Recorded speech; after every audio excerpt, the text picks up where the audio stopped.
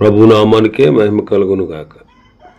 కూడి వచ్చిన మీ అందరికీ, కర్మల ఆత్మీయ సహవాస సంఘ విశ్వాసులందరికీ మన ప్రభువును ఆయన ప్రియ కుమారుడునైన యేసుక్రీస్తు వారి శ్రేష్టమైన నామలో శుభములు మరియు అందరికీ వందనాలండి. యెహెజ్కేలు గ్రంథం 37వ అధ్యాయాన్ని మనం ధ్యానం చేసుకుంటున్నాం. యెహెజ్కేలు గ్రంథం 37వ అధ్యాయం. ఇందులో ముఖ్యమైన అంశం ఏంటంటే, భవిష్యత్తులో ఇశ్రాయేలీల యొక్క ఉన్నతమైన స్థితి. భవిష్యత్తులో దేవుడు ఇశ్రాయేలీలను ఉన్నతమైన స్థితికి తీసుకుని రావడం మనం ఈ అధ్యాయంలో చూస్తాం. అందులో భాగంగానే మొదటి 14 వచనాలు మనం ధ్యానం చేసుకున్నాం. ఈ మొదటి 14 వచనాల్లో ప్రవక్త ఎముకల మధ్య, ఎముకల లోయలో ఇటు అటు సంచరించాడు. ఇక్కడ ప్రవక్త ప్రభువైన యేసుక్రీస్తుకు సాదృశ్యంగా ఉన్నాడు.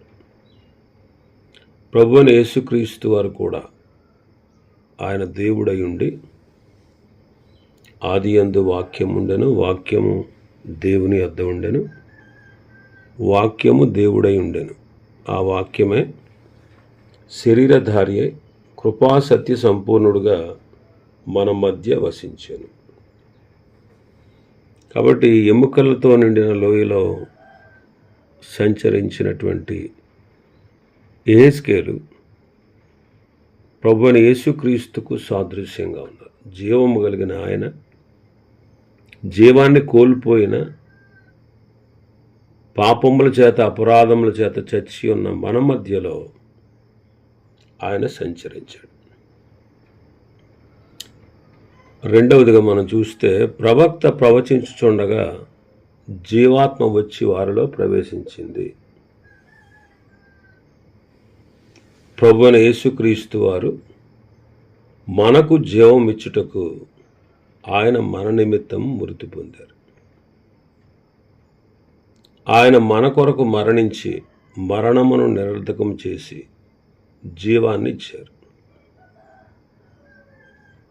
విశ్వాసము ద్వారా కృపచేత ఆయన నమ్మినటువంటి వారందరికీ నిత్య జీవాన్ని అనుగ్రహించారు. అందుకే యోహాను సువార్తలో మనం చదువుతాం, కుమారుని యందు విశ్వాసముంచువాడు నిత్య జీవము గలవాడు, కుమారునికి విధేయుడు కానివాడు దేవుని ఉగ్రతకు పాత్రుడవుతాడు అని. కాబట్టి ఇలాగ ప్రవక్త ప్రభువైన క్రీస్తుకు పోలికగా ఉన్నారు. 15వ వచనం నుంచి 28వ వచనం వరకు చూస్తే, రెండు జనాంగములు ఏకమవుట గూర్చి ప్రభు మాట్లాడుతున్నారు. ఈ భాగంలో యెహెజ్కేలు బోధకుడుగా మాత్రమే కాకుండా సూచనలు చేసేవాడుగా ఉన్నాడు. మొదటి భాగంలో మనం 10 సూచనలు చూచాం. ఈ 3వ భాగం అందు ఒక్క సూచన మాత్రమే ఉంది. ఏంటా సూచన అంటే, 2 కర్ర తొనకలు తీసుకుని వాటిని ఏకము చేయుట. వాటిని ఏకము చేయుట. ఇందులో ఈ 15వ వచనం నుంచి 28వ వచనం వరకు మనం చూస్తే, 15వ వచనం నుంచి 19వ వచనం వరకు ఇశ్రాయేలు యొక్క స్థితి,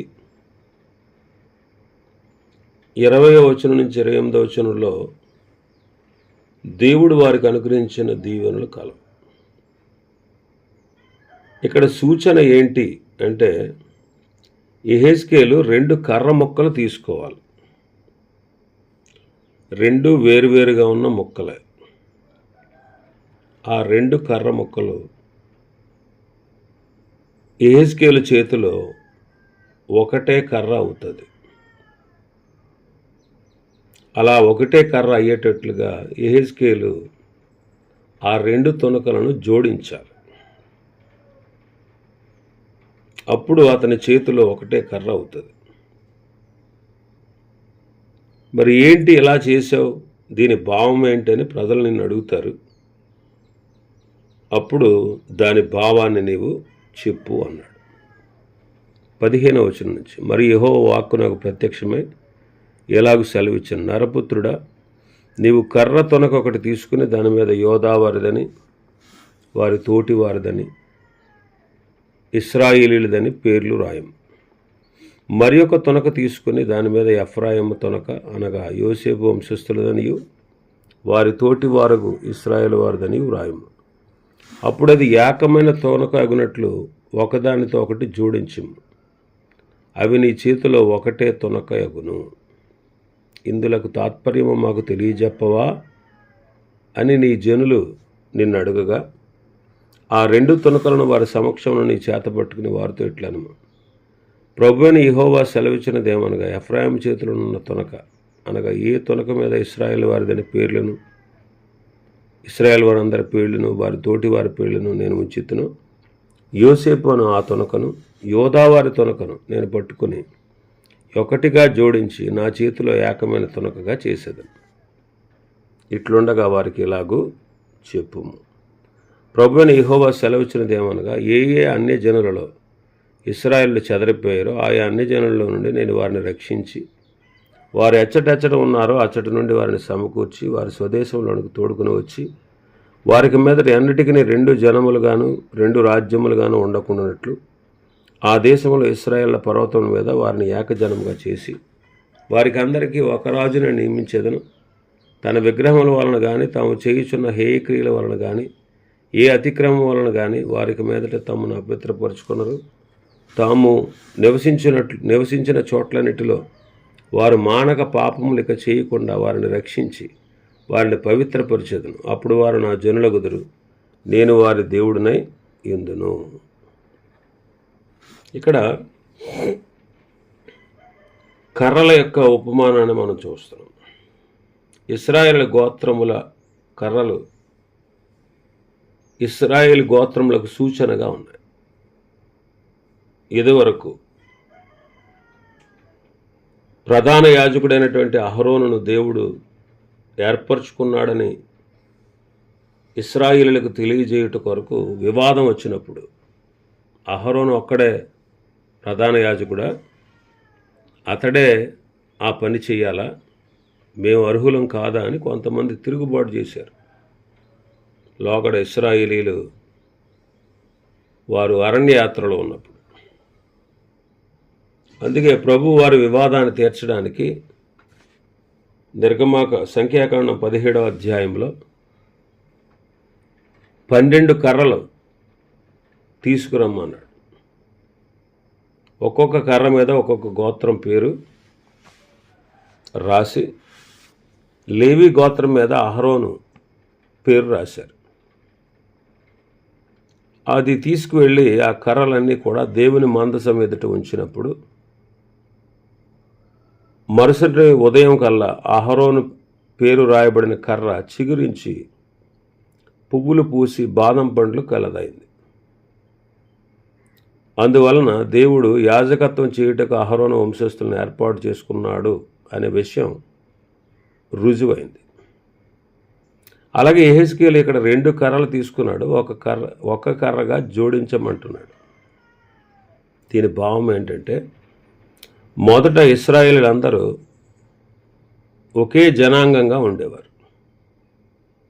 ఇశ్రాయేలు వారికి మొదటి రాజు సౌలు, తర్వాత రాజు దావీదు, ఆ తర్వాత సొలొమోను. 12 గోత్రాల వారు ఒకే రాజ్యంగా ఉండేవారు. సొలొమోను తన చివరి దశలో అన్యజనులలో నుండి తాను వివాహం చేసుకున్న భార్యల మాట విని విగ్రహారాధికుడయ్యాడు. ప్రభు 2 సార్లు సొలొమోను చేసిన పాపాన్ని గురించి గద్దించిన సొలొమోను లోబడలేదు.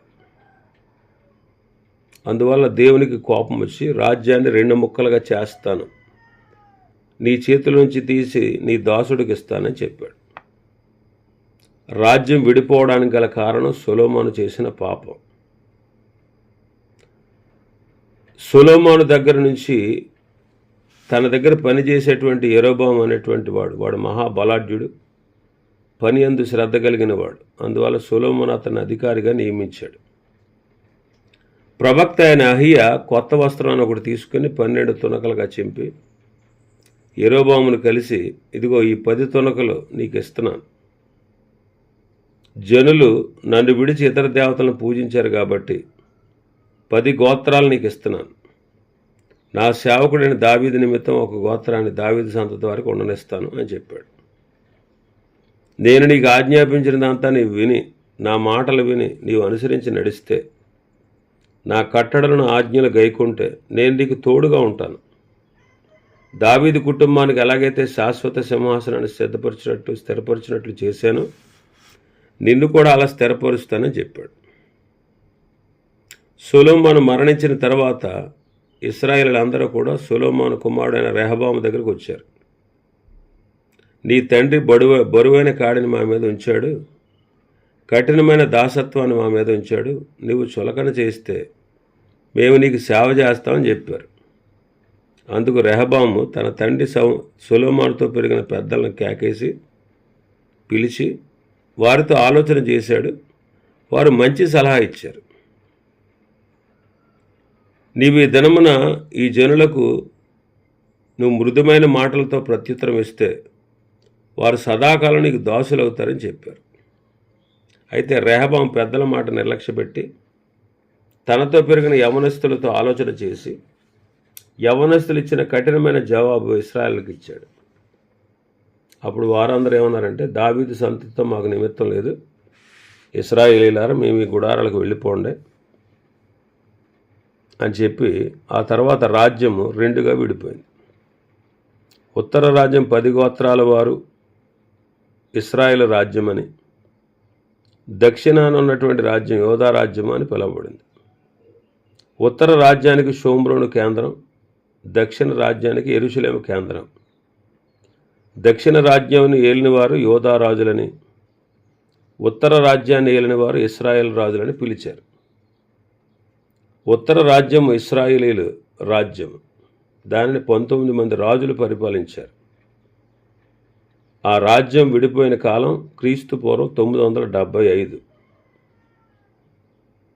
19 మంది రాజులు పరిపాలించిన తర్వాత క్రీస్తు పూర్వం 722లో అష్షూరీయులు వారిని చెరపట్టుకుని వెళ్ళిపోయారు.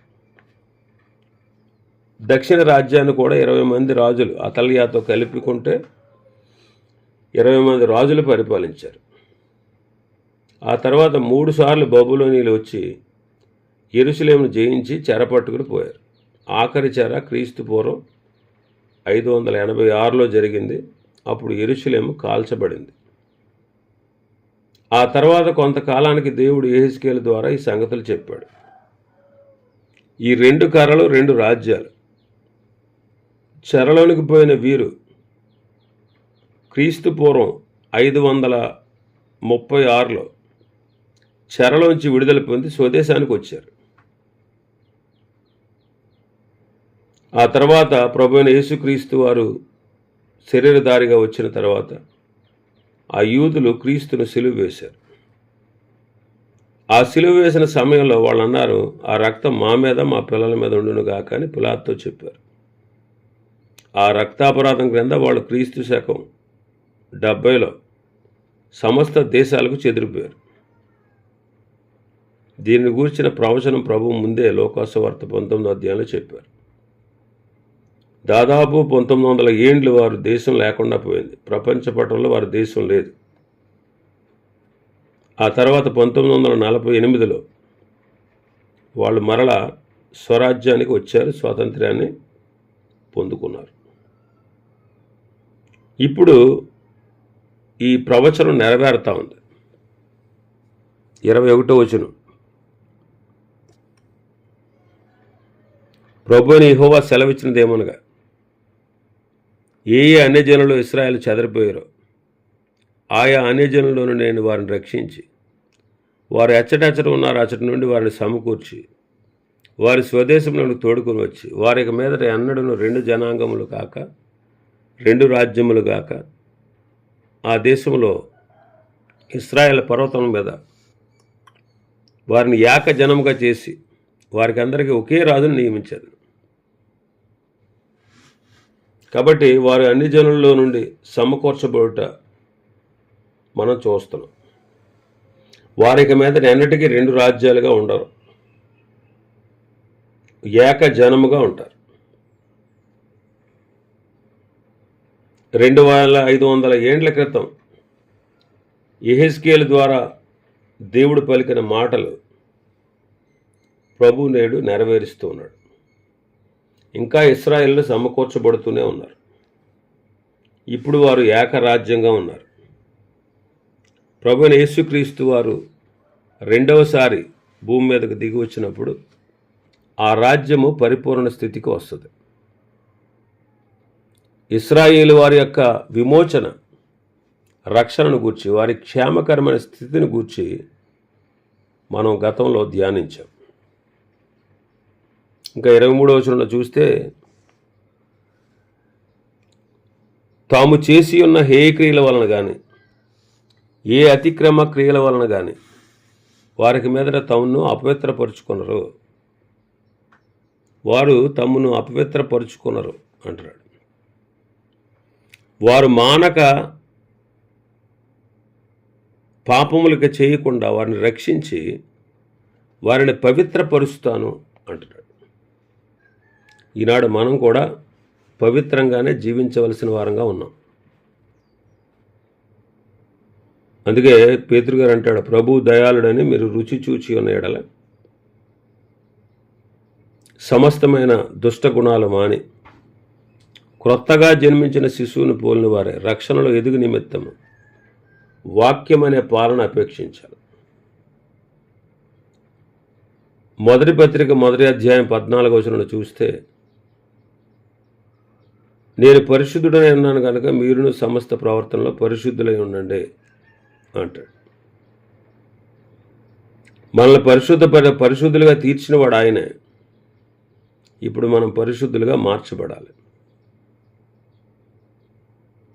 కాబట్టి మన నడతను స్థిరపరచువాడు ఆయనే.